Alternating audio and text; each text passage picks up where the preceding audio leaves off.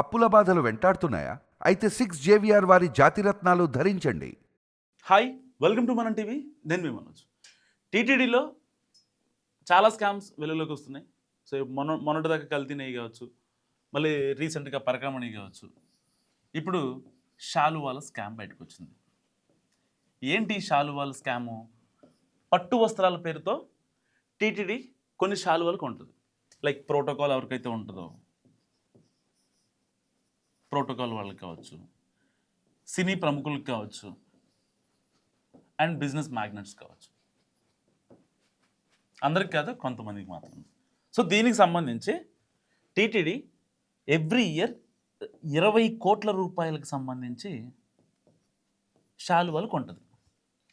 అయితే మరి దీంట్లో స్కామ్ ఎలా జరిగింది ఏంటని ఆరాధిస్తే, ఒక్కొక్క శాలువా ప్రైజు 350 రూపీస్ బేసిక్ ప్రైజ్.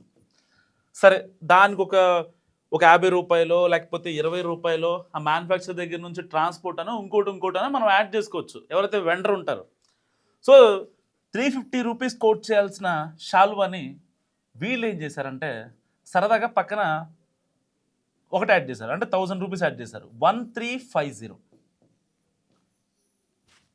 1350 రూపాయలు. అంటే దాదాపుగా 3 రెట్లు పెరిగింది. ఒక రెట్లు కాదు, 2 రెట్లు కాదు, 3 రెట్లు ఏకంగా పెంచేశారు. సో ఈ స్కామ్ 2019 నుంచి 2024 జగన్మోహన్ రెడ్డి గారు ఏదైతే అధికారంలో ఉన్నారో, సో ఆ 5 ఏళ్ళు కూడా విచ్చలవిడిగా దోచేశారు. అంటే సంవత్సరానికి 20 కోట్లు అంటే 5 2 100, దాదాపుగా 80 నుంచి 90 కోట్ల స్కామ్ జరిగింది. మరి అది రీసెంట్గా ఎందుకు బయటకు వచ్చింది, ఇంతకుముందు ఎందుకు రాలేదు అని మనం కొన్ని విషయాలు మాట్లాడుకుంటే, సో ఏదైతే ఈ కల్తీ నెయ్యి అండ్ పరకామణి కేసుల గురించి విచారణ జరుగుతున్నాయి. సో సిట్ సంస్థ విచారిస్తుంది. సో నెక్స్ట్ లెవెల్లో ఇన్వెస్టిగేషన్ జరుగుతుంది. దానికి సంబంధించిన సాక్ష్యాలు, ఆధారాలు అవన్నీ సేకరించే పనిలో ఉన్నారు. సో దీంట్లో భాగంగానే ఏదైతే శాలువాలు 350 రూపీస్కి పంపిస్తున్నారో, గతంలో టీడీపీ గవర్నమెంట్లో ఉన్నప్పుడు ఒక్కొక్క శాలువా 390 రూపీస్ ఉండేదంట. మరి అకస్మాత్తుగా కరెక్ట్గా 2 ఏళ్లలో ఎందుకు 1350 రూపాయలు అయింది అని ఆరా తీస్తే, అప్పుడు విజిలెన్స్ ఆఫీసర్స్ పట్టుకున్నది ఏంటంటే, సో గతంలో టీడీపీ గవర్నమెంట్లో 2014 to 19 ఆ టెన్యూర్లో 380 రూపీస్కి ఒక్కొక్క శాలువా వెళ్ళింది. కానీ కట్ చేస్తే వైసీపీ గవర్నమెంట్కి వచ్చేసరికి 1350 రూపీస్ ఒక్కొక్క శాలువా. పోనీ 1350 రూపాయలు కోట్ చేశారు, బాగానే ఉంది. సరే, వాళ్ళకి మేకింగ్ ఛార్జెస్ అనో ఇంకేదో మన్ను మశానం ఇంకా ఉన్నాయి అనుకుందాం. సరే, ఈ 1350 రూపాయలకి స్వామివారికి, అంటే స్వామివారి సన్నిధి నుంచి వెళ్ళే కదా అఫీషియల్గా, ఎవరైతే సినీ ప్రముఖులు వస్తారో వాళ్ళకి వేయాలి కదా, స్వామివారి దగ్గర నుంచే వెళ్తాయి కదా అవి. సో మరి అలాంటివి ఏమన్నా కరెక్ట్గా ఇచ్చారా? లేదు. అది అసలు కంప్లీట్ పట్టే కాదు, అది పాలిస్టర్ అట. పాలిస్టర్ మీకు తెలుసు, పాలిస్టర్ కంపేర్ విత్ పట్టు చాలా చీప్ అనమాట. సో అలాంటి పాలిస్టర్తో నేసిన శాలువాల్ని టీటీడీ పంపించి చాలా పెద్ద ఎత్తున స్కామ్ చేశారు. మరి ఆల్రెడీ కల్తీ నెయ్యి జరుగుతుంది, కల్తీ లడ్డు అన్నారు, అండ్ పరకామణి కేసులు ఇన్వెస్టిగేషన్ జరుగుతున్నాయి.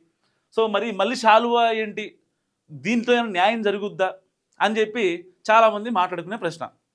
ఎందుకంటే ఈ పరకామణి కేసులో సిఐ సతీష్ చనిపోయాడు, కల్తీ నెయ్యి కేసు ఇంకా విచారణ జరుగుతూనే ఉంది. సో దీంట్లో చాలా పెద్ద వాళ్ళు ఇన్వాల్వ్ అయి ఉన్నారు. వాళ్ళని టచ్ చేయడానికి కూటమి సర్కార్కి భయమా, లేకపోతే వాళ్ళని టచ్ ఎందుకులే వాళ్ళ చావు అని వదిలేసిందా అన్న ఊహాగానాల మధ్య ఇప్పుడు మళ్ళీ శాలువా స్కామ్ బయటకు వచ్చేసరికి, సో చాలామందికి వచ్చే డౌట్ ఏంటంటే ఇది కూడా నీరుగారిపోద్ది అని చెప్పి అనుకున్నారు. కానీ కట్ చేస్తే బిఆర్ నాయుడు గారు దీంట్లోకి ఎంటర్ అయ్యారు. ఇప్పుడు BR Naidu TTD chairman. So నిన్నే ప్రశ్న అడ్రస్ చేశారైనా. సో ఆయన చెప్పింది ఒకటే, ఇప్పటిదాకా సిట్లు ఇవన్నీ కాదు, డైరెక్ట్గా ఈ కేసుని సిబిఐకి ఇచ్చారు. సో సిబిఐ ఒకసారి రంగంలోకి దిగిందంటే ఎవరైతే దీంట్లో ఇన్వాల్వ్ అయి ఉన్నారో, ఈవెన్ విజిలెన్స్ ఆఫీసర్ కావచ్చు, టీటీడీలో ఉన్న అధికారులు కావచ్చు, వాళ్ళందరి ఫోన్ రికార్డింగ్స్ కావచ్చు, చాట్స్ కావచ్చు, అన్నీ ఒక్కొక్కటిగా మొత్తం బయటకు వస్తాయి. సో ఎట్టి పరిస్థితుల్లో ఈ కేసు, అంటే నేను అనుకోవడం, నా అనాలిసిస్ ప్రకారం ఒక 3 to 4 monthsలో దీనిపైన ఒక కీలక పురోగతి వచ్చే అవకాశం ఉందని చెప్పడంలో ఏమాత్రం సందేహం లేదు. సో ఏదేమైనప్పటికీ ఆ దేవదేవుడి ఉన్న సన్నిధిలో నిజంగా చాలా మనం ఒక హై డివోషనల్ వాల్యూస్ ఇస్తూ ఉంటాం అనమాట. ప్రపంచవ్యాప్తంగా ఆయనకి చాలామంది ఫ్యాన్స్ ఉన్నారు. ఎవరైనా సరే ఒక్కసారి ఆ లడ్డు తినాలని ఆశపడతారు, ఒక్కసారి ఆ దేవదేవుడిని దర్శనం చేసుకోవాలని భావిస్తారు. ఆయన కోసం ఒక 20 గంటలు 24 గంటలు ఒక రోజంతా కూడా క్యూ లైన్లో వేచి ఉండి సరే అంటే ఆయన చూడటం కోసం అంతలా వెయిట్ చేస్తారు. మనం అంత హై ప్రయారిటీ ఇస్తాం ఆయనకి. అలాంటి చోట ఇన్ని స్కాములు జరుగుతున్నాయి, అది కేవలం వైసీపీ గవర్నమెంట్లోనే జరిగాయి అనడానికి ఇవన్నీ నిర్విత్తు సాక్ష్యాలు. ఒక పక్క షాలువా స్కామ్ కనిపిస్తుంది రీసెంట్గా, కల్తీ నెయ్యి లడ్డు లేదైతే ఆ లడ్డూలో కలిపే నెయ్యిని కూడా కల్తీ చేశారు. దానికి సంబంధించి పరకామణిలో డాలర్లు చోరీ కావచ్చు.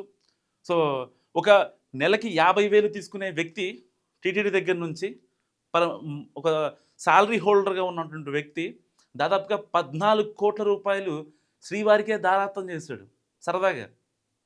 ఒక 50,000 వచ్చే ఒక అంకులు ఒక జాబ్ చేస్తున్నాడు, పిల్లలు ఉంటారు, ఇంట్లో ఎక్స్పెన్సెస్ ఉంటాయి, వాళ్ళకి సంబంధించిన స్కూల్ ఫీజులో ఇంకా ఇంకా షాపింగ్ ఎక్స్పెన్సెస్ ఇలాంటి చాలా ఉంటాయి బేసిక్గా. మరి అలాంటి వ్యక్తి 14 కోట్ల రూపాయలు ఆ దేవదేవుడికే దారాత్వం చేశారంటే ఇంతకుముందు అంత స్కామ్ జరిగిందనేది. మొన్న రీసెంట్గా జగన్మోహన్ రెడ్డి గారు మాట్లాడారు. పరకామణి కేసుపై మొదటిసారి స్పందించారు ఆయన. ఆయన ఏమన్నారు తెలుసా?